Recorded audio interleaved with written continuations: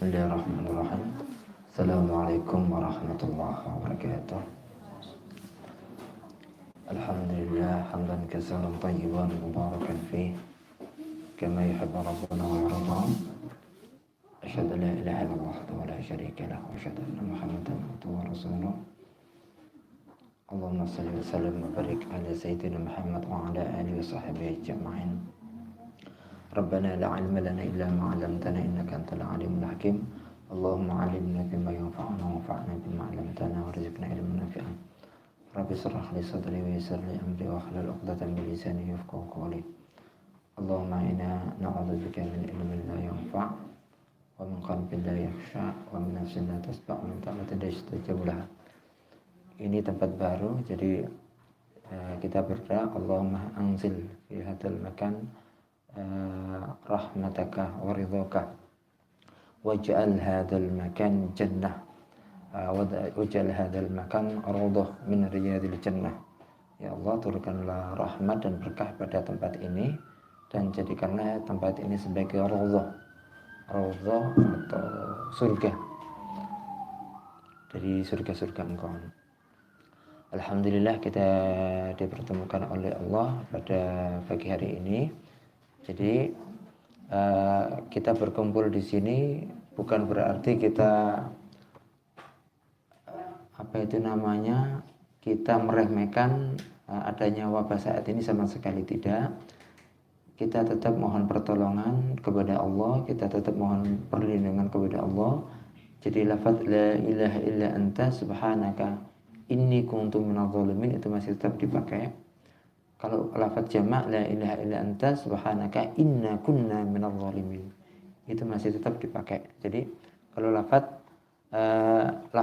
untuk diri kita sendiri itu la ilaha illa anta subhanaka inni kuntu minadh dhalimin. Jadi itu dipakai sama bismillah tawakkaltu 'ala Allahi la haula wala quwata illa billah. Jadi diusahakan ketika jenengan ngantarkan anak keluar itu diusahakan bismillah tawakkaltu 'ala Allah la haula wala quwata illa billah. Jadi zaman dahulu orang tua itu kalau ngantarkan anaknya sekolah, apalagi kalau bepergian jauh, itu jangan lupa kalimat ini, bismillah tawakkaltu. Ya Allah, saya titipkan anak saya ini kepada Engkau. Bismillah tawakkaltu 'ala Allah la haula, dan tidak ada daya upaya kecuali Engkau. Jadi alhamdulillah kita masih dikasih nikmat dan rahmat dari Allah. Kita tetap jaga kesehatan dan kita tetap mengikuti protokol kesehatan. Salam dan salam mudah-mudahan tetap tercurah pada junjungan Nabi besar kita Muhammad sallallahu alaihi wasallam. Mohon maaf sebelumnya, apakah suara saya bisa terdengar jelas? Jelas.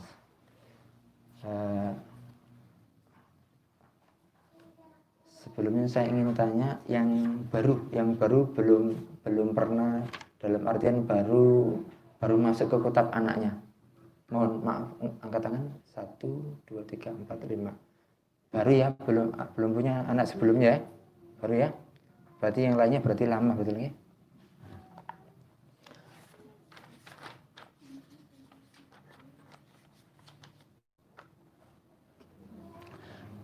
Sebelum saya bahas kayak gini, di Al-Quran itu nama perempuan itu lebih, ada beberapa hal itu dimuliakan.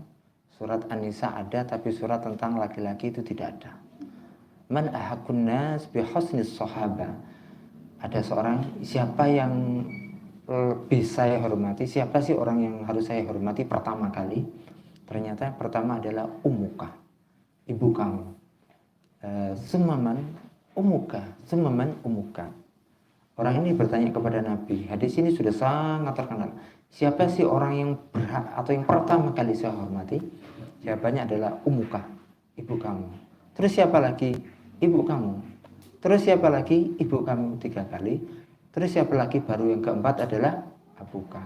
Artinya beberapa hal perempuan menempati kedudukan yang sangat luar biasa mulianya, yang dimana laki-laki itu tidak bisa. ada beberapa hal.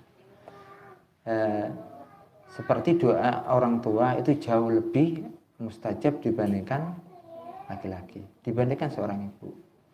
Makanya saya itu sampai sekarang, sampai detik ini, kalau mau nulis contohnya, mau nulis buku, mau nulis penelitian, mau ikut penelitian, apapun itu pasti saya minta doa sama orang tua.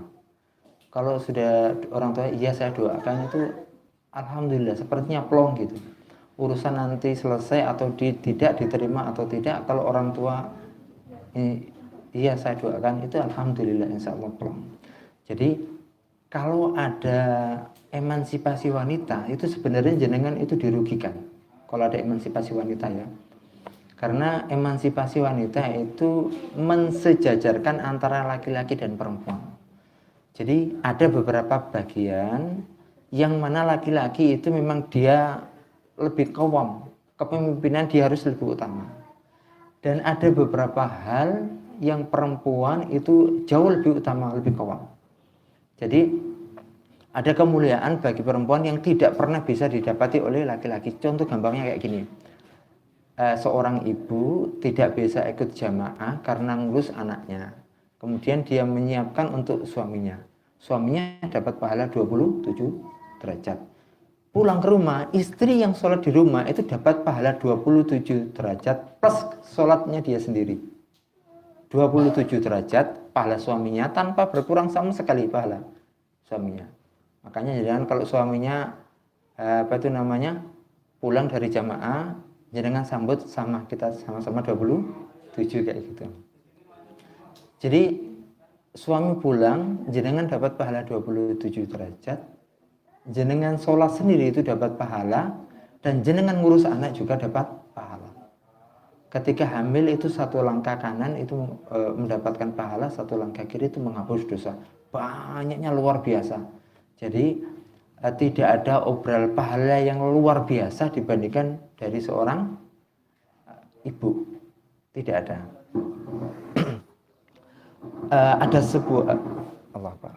Ada sebuah nasihat dari Ibrahim Hafid Ibrahim. Jadi ini seorang seorang ahli sastra dari Mesir. Jadi al-ummu madrasatul ula idza a'adatta a'dan sya'ban tayyibal a'rab. Ini bukan hadis. Ini semacam kayak syair gitu. Tapi dipakai untuk di mana-mana. Jadi yang namanya ibu adalah madrasah pertama. Sekolah pertama kali adalah seorang ibu. Sekolah pertama kali itu ibu. Ketika engkau mempersiapkan seorang ibu, maka sejatinya engkau telah mempersiapkan ribuan jutaan pemuda.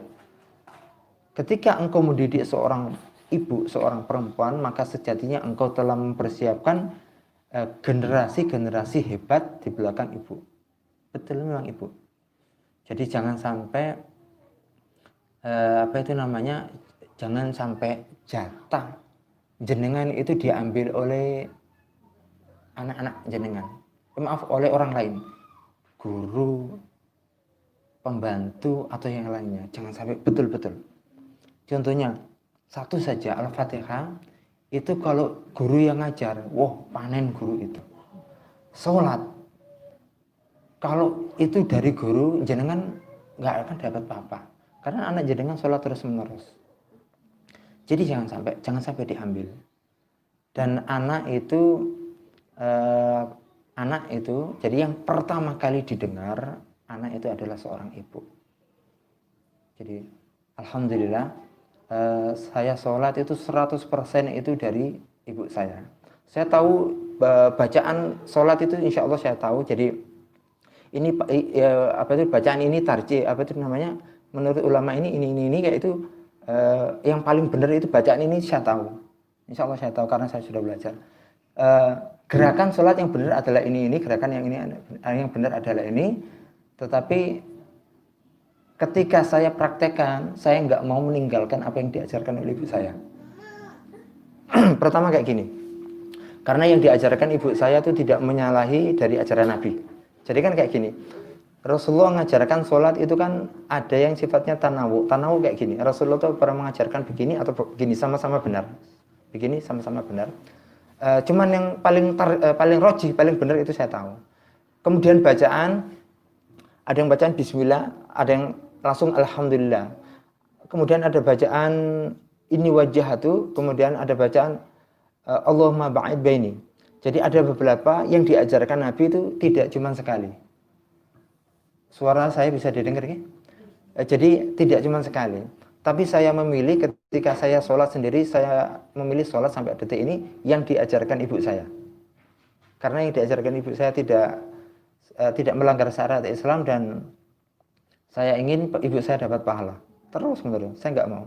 Nanti suatu saat kalau anak saya bisa sholat, akan saya ajarkan sesuai dengan yang diajarkan ibu saya, biar terus menerus mendapatkan pahala. Jadi yang pertama kali didengar dari seorang anak adalah seorang ibu. Dan doa jenengan itu jauh lebih makbul dibandingkan doa seorang guru terhadap seorang anak jenengan. Jauh lebih makbul. Jenengan, jadi ada seorang ulama, saya pernah cerita kalau nggak salah. Ulama ini punya tafsir namanya Al-Kasyaf. Suatu ketika ada burung pipit gitu kan, anak ini yang namanya anak kecil ya, main burung pipit, kemudian tiba-tiba kakinya itu gini, dipatahkan. Ibunya marah, loh kamu nggak kasihan, burung nggak salah kok tapi bukan bahasa Indonesia ya. Kamu nggak kasihan, itu kan nggak salah di burung, kenapa kok kamu patahkan kan? Coba kalau nanti kaki kamu patah, bagaimana? Dan itu beliau ketika itu masih kecil. 20 tahun kemungkinan. 20 tahun kemudian ternyata kaki anak yang mematahkan, berarti kan sudah beranjak, sudah menjadi orang dewasa, itu ternyata harus diamputasi, harus patah. Terus teringat, kenapa kaki saya kok harus patah, harus diamputasi, harus dipotong? Ternyata beliau teringat dari ibu.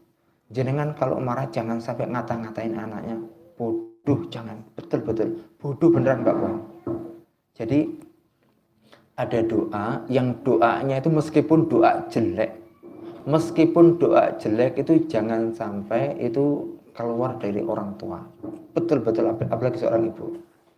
Jadi ibu saya dulu itu diwanti-wanti sama gurunya. Jadi jangan sampai keluar dari lisan seorang ibu, meskipun itu dia bukan doa tapi sekedar mengumpat gitu kan dia. Jangan, betul-betul jangan. Bodoh, ya Allah, nanti bodoh beneran. Gitu. Jangan sampai betul-betul kata-kata jenengan untuk anak jenengan itu betul-betul mujarab. Meskipun gini, jadi seorang ibu itu meskipun tidak soleha, kata-katanya itu mujarab. Apalagi ketika seorang ibu adalah ibu yang soleha, mujarab sekali. Jadi doa seorang ibu itu tidak akan pernah ditolak oleh Allah. Jadi jenengan kayak gini, saya kepingin anak saya hafal Quran, hafal hadis, jadi ulama besar, insya Allah pasti akan dikabulkan oleh Allah. Bisa jadi begini, bisa jadi itu dikabulkan anak jenengan ini, atau bisa jadi anaknya anak jenengan, atau bisa jadi anaknya jenengan. Jadi ada pondok besar, pondok ini melahirkan hafid di Indonesia, sanad hafalan Al-Quran itu tersambung pada pondok ini. Itu ternyata masih turunan dari Kiai Hasan Besari. Hasan Besari apa Anam Besari gitu. Kiai Tegal Sari itu melahirkan pondok besar. Pondok-pondok besar Indonesia itu kelahiran dari sana, termasuk Gontor itu. Itu beliau ingin agar hafal Al-Quran, puasa, kemudian baca Al-Quran, ngafalin itu masih terus nggak bisa. Kemudian dia berazam anaknya hafal Al-Quran, masih tetap nggak bisa. Kemudian dia berazam cucunya, kalau tidak salah dijawab oleh Allah itu pada cucunya atau cicitnya kayak gitu. Jadi tidak akan pernah, doa jenengan itu tidak akan pernah dibuang. Ingat kita doa tentang Maryam, inni nazartu laka ma fi batni muharrar. Jadi saya nazarkan anak saya ini untuk 100% mengabdi kepada engkau. Maka yang terjadi Allah memberikan perempuan, itu istri Imran. Padahal sebenarnya Allah memberikan jauh jawaban lebih bagus daripada itu, yaitu kelahiran dari Nabi Isa. Baik, Ustadz dan para ibu-ibu yang dirahmati oleh Allah, kita belajar tentang kutab dulu. Jadi saya sebelum masuk ke dalam ini nggak tahu, nanti terserah jenengan kalau nanti mau kita nanti kalau kajiannya adalah modul kutab, ini modul kutab, monggo. Ini semuanya bawa modul kutab nih. Oh, dipinjemin. 1 jam berapa, Ustaz? Jadi monggo jenengan kalau kajiannya adalah modul kutab, saya setuju. Nanti kalau kajiannya ilmu yang lainnya, monggo. Saya dengan senang hati insya Allah nanti. Jadi begini, saya sebelum masuk dalam kutab, kutab adalah pendidikan yang diperuntukkan untuk sekitar 5 lah sampai sekitar 12-an atau anak belum menjelang balik. Pelajaran di situ adalah pelajaran tentang keimanan, kemudian tentang hafalan Al-Quran, kemudian tentang tulis menulis. Kutab itu dari kata-kata baya itu menulis, jadi dasar sekali. Zaman dahulu itu orang kalau lulus kutab itu hafal 30 juz. Zaman dahulu. Kutab ini kalau sekarang bahasanya itu Indonesia masih ada itu namanya TPA, TPQ itu kutab. Hanya saja zaman sekarang kalau TPA, TPQ itu kan cuman di hafalan Al-Quran ya. Kalau zaman dahulu tidak. Kutab itu tidak. Di Mesir kutab itu masih ada, tapi fungsinya ya tentang hafalan Al-Quran saja, sama dengan TPA. Tapi kalau kutab asli itu terakhir ditutup itu sekitar tahun, kalau di Siak Riau itu sekitar tahun 70-an. Jadi nggak lama. Jadi kutab pembelajarannya itu kurikulumnya gampang. Kurikulumnya dasarnya cuma terdiri Al-Quran, iman. Al-Quran, iman saja, kemudian ada tulis menulis, itu saja. Jadi nggak seperti pelajaran SD sekarang yang sudah dikasih teori yang luar biasa. Anak-anak SD itu kan sampai orang tuanya sampai luar biasa. Tapi pelajarannya iman itu tidak ada. Pelajarannya simpel saja di kutab itu. Intinya tentang tulis menulis. Jadi jenjang kutab awal, kalau di kutab sini itu ada kutab awal dan kutab konuni. Kutab awal itu tentang dasar-dasar ilmu agama, menghafal, kemudian kitab konuni. Jadi kutab ini sistem pembelajaran yang sudah ada sebelum Islam. Kemudian diadopsi oleh Islam, kemudian dikembangkan. Pertanyaan saya, kenapa di kutab kita ini kok cuman kita 7 juz Ustaz nih? Kenapa kok cuma 7 juz gitu kan ya?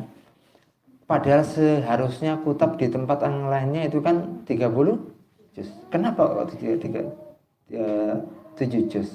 Jadi zaman dahulu kutab itu sama seperti ini. Jadi sekolah pagi ketika matahari terbit gitu. Kemudian ada yang juga sampai zuhur, kemudian ada juga sampai yang agak sore kayak gitu. Kemudian mereka pulang.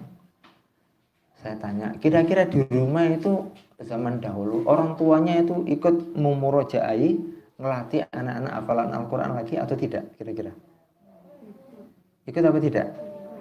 Ikut, okay. Ikut. Kalau seandainya anaknya hafal Al-Quran, hafal 5 juz, orang tuanya tidak hafal Al-Quran, minta disimak, kira-kira bisa apa tidak? Dengan membaca kayak gini tuh pasti kejar-kejaran kayak gini. Pasti kejar-kejaran kayak gini. Saya pernah ngalami kakak kelas saya, jadi kakak kelas saya biasanya kan ada yang namanya ta'akhi. Kakak kelas saya itu sudah 30 juz. Saya waktu itu baru sekitar 6 juz lah. Jadi saya dapat banyak itu gara-gara dengan kakak kelas saya kayak gitu. Dia lebih senior dibandingkan saya. Dia sudah 30 juz, dia minta simak sama saya. Ketika juz 7 ke atas itu saya sudah luar biasa dikejar-kejar gitu. Kalau bahasa Lamongannya tuh melaratnya minta ampun, orang nggak tahu kayak gitu. Yakin saya tuh dikejar-kejar kayak gini tuh kan dia. Sedangkan dia nyimak sama saya tuh nyantai saja kayak gini nyimak sama saya. Dia nyimak nyantai saja. Nyimak ditutup kadang-kadang lihat kayak ini nyantai saja gitu kan ya. Sedangkan saya tuh harus petenteng kayak gini kan ya. Jadi ya Allah ternyata jaraknya kayak gitu kan ya. Kalau kita itu nggak ngejar seperti itu, kita tuh akan kesulitan. Kita akan kesulitan kayak gitu. Jadi zaman dahulu anaknya 30 juz karena memang tradisi orang tua zaman dahulu itu 3 juz itu biasa. 30 juz itu biasa. Zaman dahulu kutab, nah ini kesalahan kita. Kutab itu bukan sekolah perdana. Sekolah perdana itu bukan kutab. Sekolah perdana adalah ketika anak itu di dalam rahim. Bukan di dalam rumah lagi. Di dalam rahim. Rumah ibunya. Maka jenengan kalau apa itu namanya? Kalau yang masih hamil dipakai untuk menghafalkan Al-Qur'an. Sudah nggak apa-apa, kululu muter-muter nggak apa-apa. Kalau sekiranya kululu itu kan ya. Dipakai untuk menghafalkan betul-betul beda. Jadi di dunia ini ada satu tempat yang sistem pembelajarannya seperti Nabi itu masih ada. Di dunia ini masih ada satu tempat yang sistem pembelajarannya seperti Nabi masih ada. Namanya Shanggit atau Singkit. Orang Afrika. Jadi orang Afrika. Pembelajaran itu sama seperti zaman Nabi. Sistem pembelajarannya dimulai dari kapan? Itu sejak ketika ibunya hamil. Itu hafalan Al-Quran, hafalan Al-Quran. Al-Quran sudah selesai hafalan Al-Quran, itu hadis itu hafalan. Bukhari, Muslim itu hafalan. Dia bukan sekedar baca loh ya, beda. Jadi baca itu alhamdulillah baca daripada. Dia ibunya itu hafalan. Bukhari, Muslim selesai, yang dihafal apa? Mutun, fikih itu dihafal. Jangan ditanya mereka itu kaya.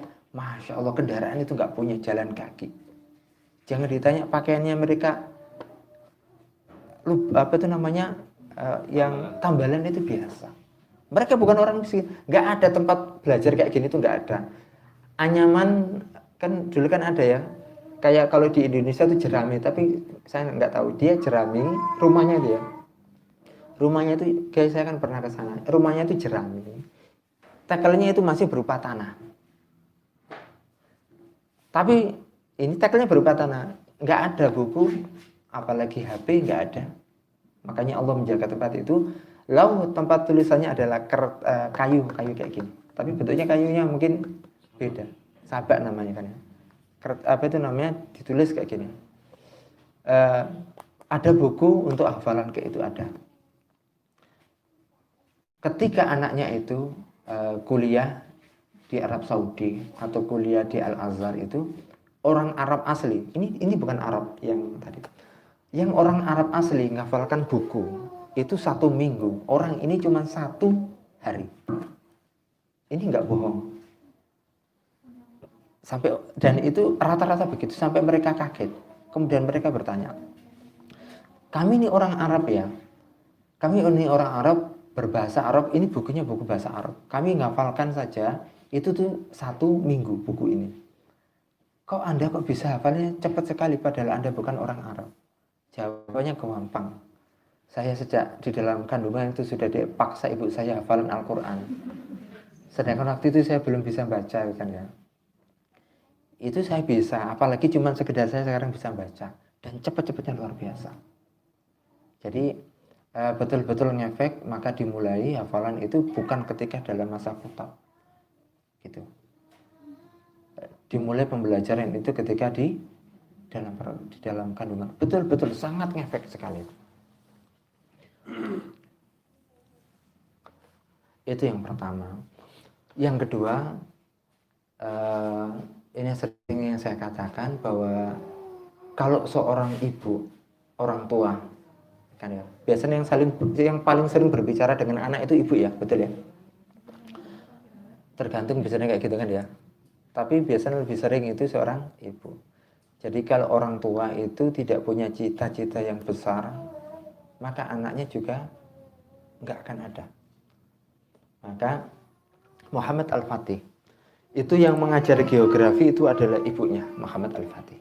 Jadi yang mengajar geografi itu ibunya ketika usia saya 14-an tahun gitu, saya diajari peta sama ibu saya, geografi. Tapi kalau sekarang belajar peta kan ini peta Malaysia, ini peta Indonesia, ini kayak gitu saja kan. Muhammad Al-Fatih tidak diajari tidak hanya itu saja. Ini diajari, ini peta Turki negara kita, maaf bukan Turki Utsmani. Ini peta Utsmani negara kekuasaan kita. Ini peta kekuasaan orang kafir, ini kekuasaan orang kafir, ini Mekah. Kamu nanti harus menaklukkan ini bahasanya kayak gitu.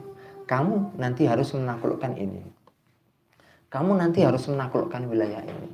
Kamu nanti harus menaklukkan ini. Terus anaknya yang masih 14 tahun itu kan, dengan cara apa saya bisa menaklukkan kayak gini?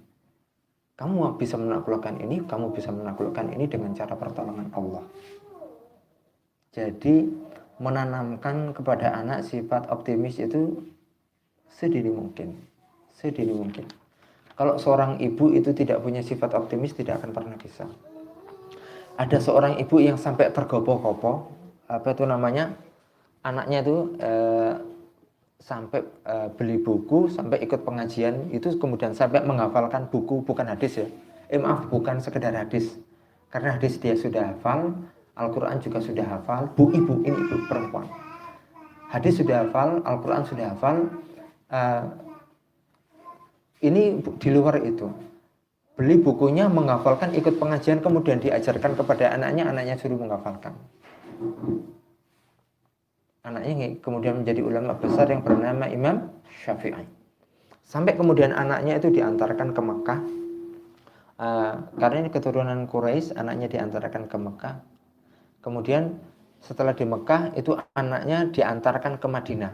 Khawatir anaknya tidak diterima di madrasahnya Imam Malik, minta rekomendasi dari gubernur Mekah.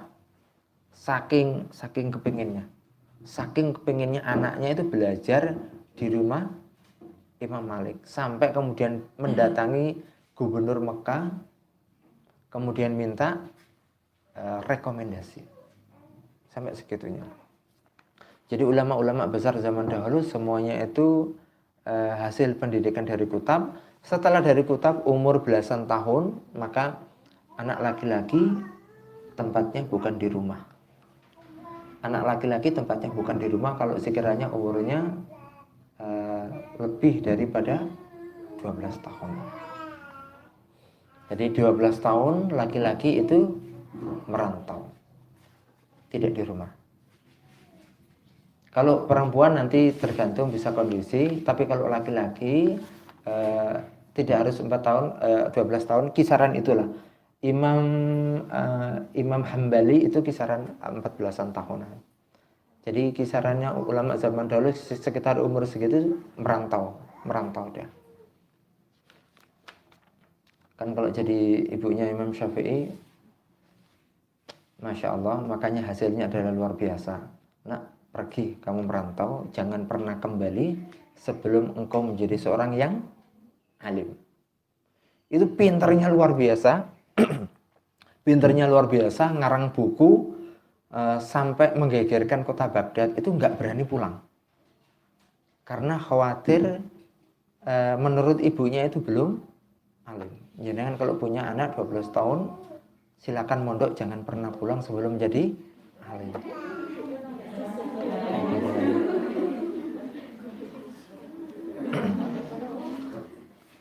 Saya itu sejak umur 12 tahun sampai detik ini saya belum pernah keluar dari pesantren.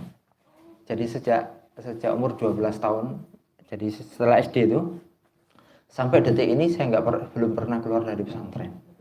Sekitar harga 12 atau 13 12 pesantren mungkin saya pindah-pindah dari pesantren satu ke pesantren yang lainnya.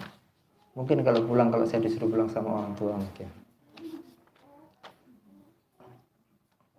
Ustaz dan Ibu yang dirahmati oleh Allah, di Kutab saya ingin melanjutkan. Di Kutab itu yang diajarkan adalah Al-Quran dan iman. Zaman dahulu itu, sebelum saya membahas tentang pelajaran ini ya, kunna fityatun hazaburatun ta'allamna iman qabla al-Quran. Jadi ketika kami itu bersama Rasulullah, ketika masih remaja, masih anak-anak itu kami belajar iman dulu sebelum Al-Quran. Belajar iman dulu. Ketika itu Al-Quran turun, perintah untuk sholat, untuk puasa, maka kami langsung melaksanakan. Kemudian saat ini kata Abdullah bin Umar, Ibnu Abbas juga mengatakan demikian. Kalau orang sekarang itu terbalik, ngapalin Al-Quran dulu, baru kemudian ngapalkan iman. Sehingga ketika sudah belajar ngapalin Al-Quran, kemudian dia tidak tahu, tidak pernah belajar tentang keimanan, ketika ayat berbicara tentang neraka, ya itu biasa saja, nggak ngefek. Karena ya paham bahasa Arab juga tidak, kemudian tafsirnya juga tidak, asbabun nuzulnya juga tidak, ya sama saja. Tapi setidaknya alhamdulillah sudah ngaji. Ada seorang makmum nangis, kenapa kok nangis ketika dibacakan Al-Quran? Bacaannya indah itu kan ya. Ini betul juga alhamdulillah tersentuh dengan Al-Quran, salah juga agak iya karena faktor suara. Tapi setidaknya alhamdulillah sudah tersentuh kayak gitu. Jadi kayak gini, banyak orang itu sekarang hafal Al-Quran, tapi Al-Quran itu sebatas hanya untuk mencari penghasilan, untuk menjadi imam, untuk mencari penghasilan. Padahal begini, neraka itu tidak pernah fakul umatin jasya fa awwalu ma yud'abi rajulun jama'al Quran. Neraka itu yang pertama kali dimasukkan itu bukan neraka. Yang pertama kali dimasukkan itu bukan Fir'aun. Bukan Fir'aun. Bukan Abu Lahab, bukan Abu Jahal. Pertama kali yang dimasukkan Al-Quran adalah, yang dimasukkan ke dalam neraka adalah orang yang dikasih oleh Allah Al-Quran. Kemudian Al-Quran itu tidak diamalkan untuk Allah. Maka ditanya, "Madza amilta bima alimta?" Ketika kamu saya kasih ilmu, ketika kamu saya kasih Al-Quran, apa yang sudah kamu lakukan? Maka orang itu ini menjawab, "Aqumu bihi ana al-lail wa ana an-nar." Saya mengamalkan Al-Quran itu siang dan malam, gitu kan jawabannya. Kemudian Allah menjawab, "Kadzabta, bohong kamu. Kamu belajar Al-Quran, kamu mengajarkan Al-Quran, kamu belajar Al-Quran ini bukan untuk aku. Karena kamu ingin populer, karena kamu ingin mendapatkan dunia, dan kamu semuanya sudah mendapatkan itu. Jatah kamu di dunia sudah mendapatkan itu, maka silakan kamu masuk ke dalam neraka." Jadi neraka itu dinyalakan pertama kali untuk ini, 3 orang. Orang yang dikasih ilmu atau dikasih Al-Quran, kemudian dia tidak mengamalkan karena Allah. Orang yang berjihad bukan karena Allah. Orang yang sodako atau infak atau ngasih itu bukan karena Allah. Na'udzubillah. Maka jangan sampai kita ingin anak kita hafal Al-Quran biar jadi terkenal. Jangan. Sudah jangan. Itu penyakit. Jadi gini, khawatirnya ilmu itu kan ada beberapa tangga ya. Tangga pertama adalah Al-Quran. Khawatir kalau niat kita viral karena ingin Al-Quran, berhentinya kita sebatas karena Al-Quran. Bukan. Itu bukan yang pertama. Jadi itu bukan yang kita inginkan. Al-Quran itu memang dasar yang pertama, tapi kita tidak menginginkan anak kita itu karena Al-Quran. Jadi yang pertama kali diajarkan adalah iman. Nah, ini ada saya pernah mengadakan survei di beberapa tempat, ternyata ada beberapa kesalahan. Rukun iman itu ada berapa? Itu ada yang menulis 75, ada yang menulis 77. Imam Baihaqi itu menulis 77. Al-iman bid'un wa sab'una syu'bah. Iman kalau ditulis cabang-cabang iman ada 77. Yang kita tahu jumlahnya ada berapa? 6. Yang nomor 7 apa? Ayo, iman yang ketujuh. Saya pernah kaget ditanya, Ustadz, kok iman kok ada yang ketujuh, Ustadz? Apa itu enggak dosa, Ustadz? Kayak tadi ditanya kayak gitu. Yang ke-8, kok tambah lagi, Ustadz, apa enggak dosa itu kan? Saya kayak gitu. Jadi kita belajar tentang keimanan, tapi ternyata yang kita tahu cuman 6. Padahal jumlahnya ada berapa? Ada 7. Jenengan mau masak, nggak ada bumbunya cuman ada. Karena mau masak bahan pokoknya ya cuman ada daging, air, garam, bawang merah, bawang putih. Jenengan mau masak rendang, nggak ada apa-apa, cuman itu aja. Kira-kira jadi apa tidak? Soto jadi apa tidak? Kalau makanan aja tidak jadi, apalagi ketika kita didik anak. Karena makanan kan murah, cuman 5.000 diplastikin. Anak anak jenengan sama ustadz diplastikin. Jenengan nggak akan mau, nggak akan rela. Untuk sekedar masakan saja kita itu ada di anak kita dengan iman. Betul, iman. Kita tahunya cuma 6 itu saja. Iman kepada Allah, iman kepada yang lainnya. Terus yang lainnya bagaimana? Kita tidak tahu. Terus bagaimana kita menanamkan keimanan? Paham maksud saya? Paham? Jadi kalau zaman dahulu diajarkan. Zaman dahulu itu meskipun sering disinggung. Zaman dahulu meskipun tidak urut iman yang ke-7, ke-8, ke-9 itu, tapi zaman dahulu itu diajarkan. Makanya kalau kita mau mengajarkan keimanan kepada anak kita, terus kita tahunya cuma 6, dibilangin sama anak, Umi saya sudah hafal yang ke-6 itu, jawab apa kita?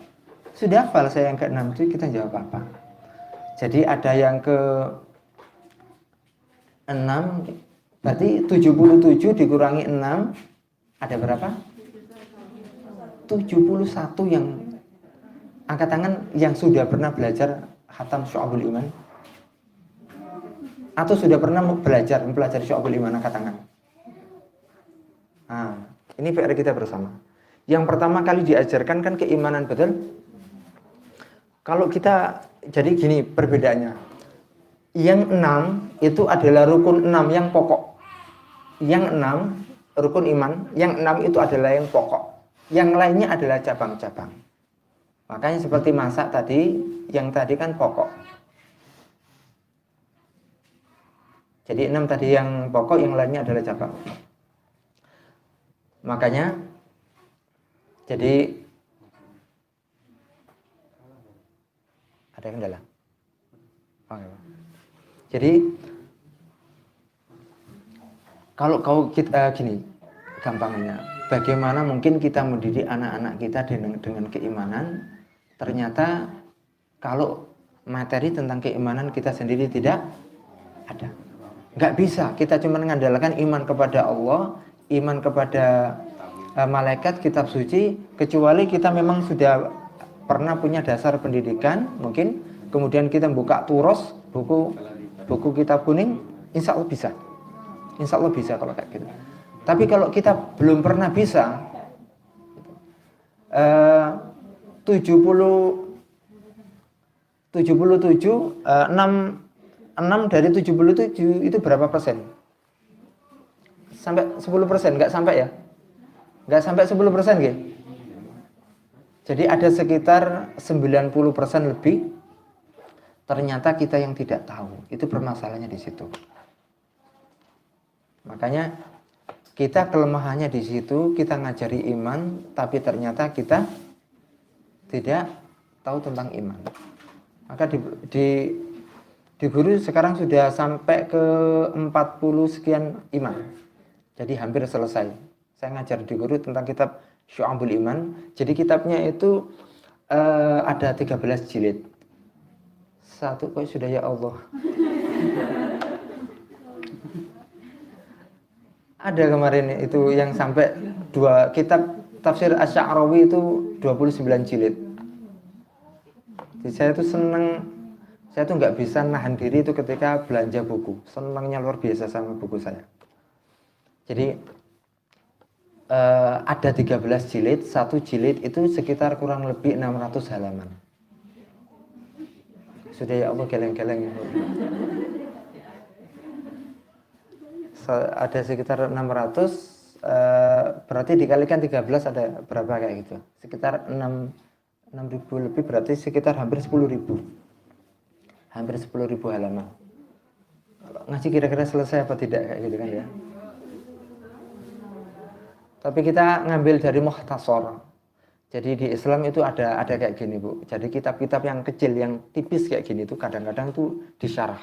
Bukhari, Muslim itu kan ada sekitar berapa ribu hadis, itu kan disarah itu jadi segini. Jadi kitab yang kecil itu disarah, dijelaskan jadi besar. Kalau kitab yang besar gitu, itu dikasih rangkuman namanya Mukhtasar. Jadi itu ada di Islam itu ada kayak gitu. Jadi kitab-kitab yang tebal itu diringkas, kitab yang kecil ringkas malah diperlebar. Itu ada. Saya doakan putra-putri jenengan itu nanti bisa bahasa Arab sehingga bisa menguasai, mengetahui betapa nikmatnya Al-Qur'an. Jadi kalau tahu bahasa Arab, tahu asbabun nuzul, tahu tafsirnya, dengarkan Al-Qur'an itu sangat indahnya, luar biasa. Gitu, indahnya luar biasa. Saya dulu itu sama guru saya itu waktu awal belajar itu kan ya, indahnya Al-Qur'an. Saya percaya indahnya Al-Qur'an itu, saya percaya. Tapi letak indahnya itu gimana itu saya kayak gitu.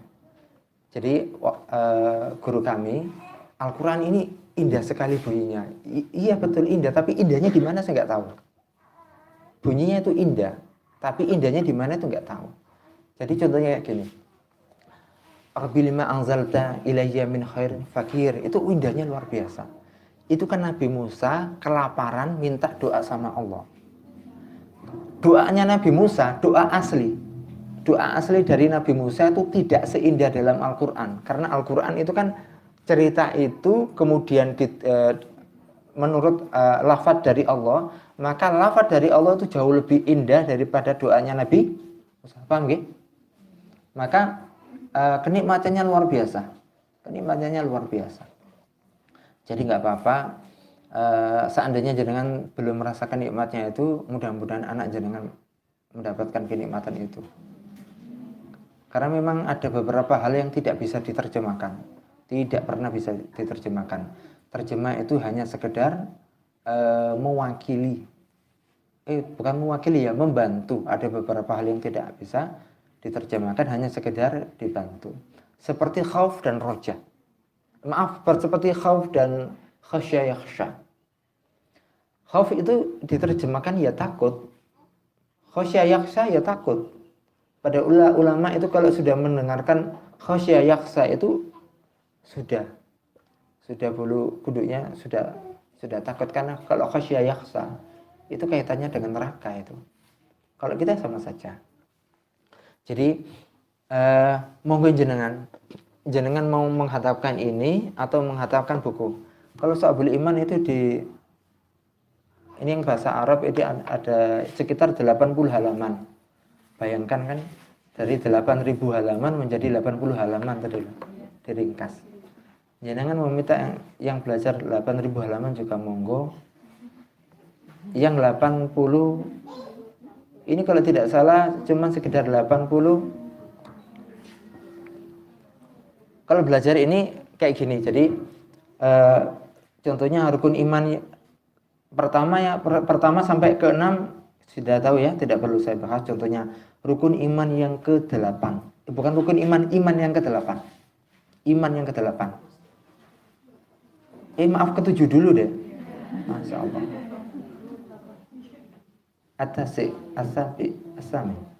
Asabi yang ke-8. Betul.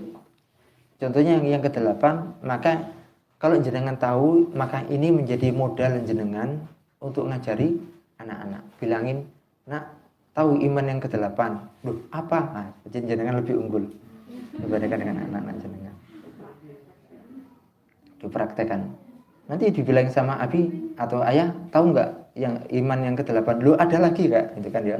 Ada itu kan ya. Nah, jenengan lebih unggul satu. Ada 82. Contohnya yang ke-8. Yang ke-7, maaf, Masya Allah. Saya soalnya asamin di sini. Asabi, oh ini kelihatan ketutupan. Contohnya yang ketujuh, al-imanu bil ba'si ba'dal maut. Al-imanu bil ba'si ba'dal maut. Pakai saya terjemahkan atau tidak? Oh, pakai. Al-imanu, jadi iman, contohnya, ini sudah contoh. Iman percaya akan bangkitnya setelah mati. Jadi ternyata yang pertama dikenalkan ke anak itu ini dulu. Anak itu kalau tahu kalau mereka itu akan mati dan dibangkitkan, maka Rabbana hab lana min azwajina wa dzurriyyatina qurrata a'yun. Qurrata a'yun itu di sini. Qurrata a'yun itu bukan sekedar menyenangkan pandangan karena anak kita cantik, anak kita ganteng, penampilannya bersih, bukan itu aja. Qurratu a'yun itu menyenangkan pandangan adalah ketika anak kita taat kepada Allah. Ketika anak kita sholat, ketika anak kita ke masjid, ketika anak kita puasa, itu qurratu a'yun. Gitu. Banyak sekolah yang SPP yang uang masuk itu 35 juta SD. Uang masuk 35 juta, SPP 3 juta. SPP-nya itu 3 juta, uang masuk itu 35 juta. Sama dengan kuota beda nolnya saja kan ya. Anaknya hafal Al-Quran enggak? Tidak. 35 juta itu hafal apa? 35 juta itu cuman hafal juz 30 dan surat-surat pilihan. 35 juta itu loh, 6 tahun. Per tahunnya bayar 3 juta, itu cuman hafal juz 30 dan surat-surat pilihan. Gitu. Yang diajarkan orang zaman dahulu, yang diajarkan yang ilmu kayak gini. Yang diajarkan adalah percaya bahwa nanti orang kalau sudah meninggal itu dibangkitkan. Nah, ketika mengajarkan kayak gini, ini sama dengan kayak gini, masak bumbunya sudah lengkap. Kalau masak bumbunya sudah lengkap, dimasukkan semuanya jadi satu, kira-kira jadi apa tidak? Sudah, nggak akan jadi. Utuhan gitu nggak akan pernah jadi. Sama ketika kita mengajarkan anak, maka ada metode tersendiri, ada waktu-waktu tersendiri. Jadi ketika kita mengajarkan anak itu nggak bisa kita sambil kerjakan nomor 5 nak, kayak gini kan ya, kayak gini nggak akan pernah bisa. Nggak akan pernah bisa. Anak jenengan iya, tapi suatu saat anak jenengan ketika jadi seorang ibu lebih parah daripada itu. Anak jenengan lebih parah daripada itu, sudah ditaruh saja. Jenengan nggak akan pernah mati kalau nggak bawa HP. Percaya. Jadi tinggalkan ini dulu di samping. Al-Quran itu adalah surat cinta dari Allah. Jenengan dulu ketika menerima surat cinta dari suami bagaimana itu kan? Jadi Al-Quran adalah surat cinta dari Allah, maka dinikmati itu. Jadi kalau kita tahu, saya kembali lagi, kalau kita tahu tentang keimanan, maka kita bisa mengajarkan ke anak-anak kita. Gitu. Mungkin jenengan ini kalau tidak salah sudah materi ini sudah pernah diajak di apa itu namanya? Seharusnya kajian kita nih ya. Seharusnya kajian kita ini tentang modul kutab.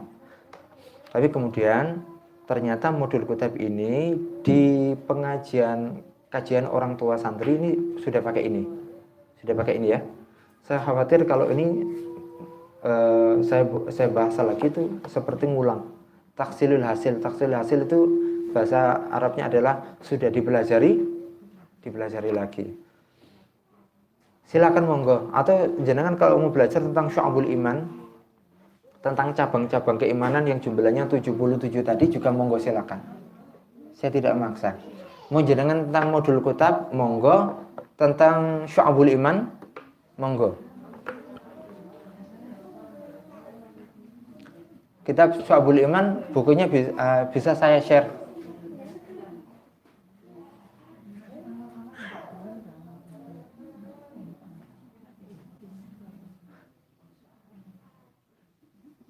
Kitab Syu'abul Iman bukunya apa itu namanya, bahasa Arab 100%. Jenengan kalau mau belajar tentang Syu'abul Iman, cabang-cabang iman, monggo. Nanti bisa diaplikasikan, contohnya setiap minggu itu 3. Nah, nanti 3 ini dari rumah ini, dari sini, nanti di rumah diajarkan ke anaknya. Diajarkan ke anaknya kayak gitu. Sampai nanti 77 dan memang kayak gitu yang diajarkan. Monggo yang mana yang dipilih? Syu'abul Iman berarti ya.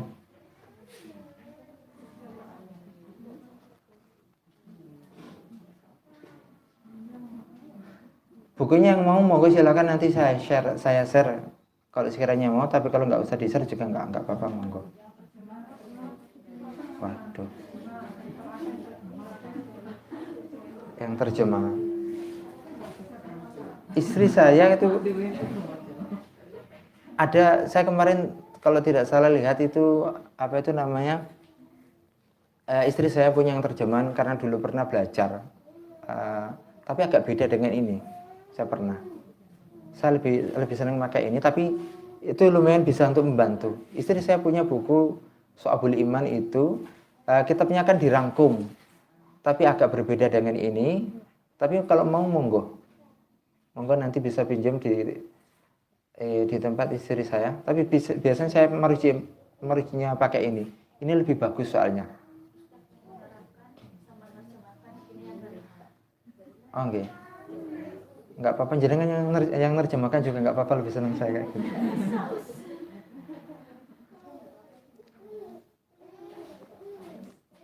Kalau ini full bahasa Arab, saya kemarin berniat untuk menerjemahkan sebenarnya, tapi kok sudah ada terjemahan dari, kalau tidak salah itu rangkuman dari Syekh Nawawi Al-Bantani kalau tidak salah. Ringkas, terlalu ringkas. Kalau ini ada beberapa hal. Kalau jenengan mau nanti bisa pinjam ke istri saya atau apa itu namanya, silakan, nanti bisa difotokopikan atau saya bawakan nanti bisa difotokopikan gitu. Kalau mau fotokopi yang ini, yang bahasa Arab ini juga monggo, full bahasa Arab ini kayak gini begini, full, dia tulisan tangan full bahasa Arab kayak gini, full kayak gini. Anak jenengan insya Allah nanti yang tahu.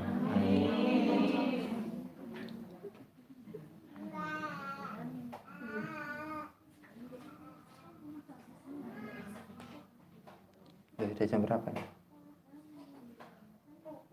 Saya cukupkan sampai di sini, berarti minggu depan kita kajinya tentang ini ya, tentang Jami' Syu'abul Iman.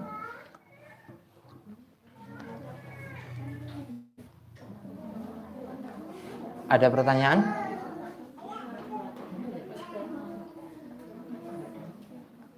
Nggak ada pertanyaan?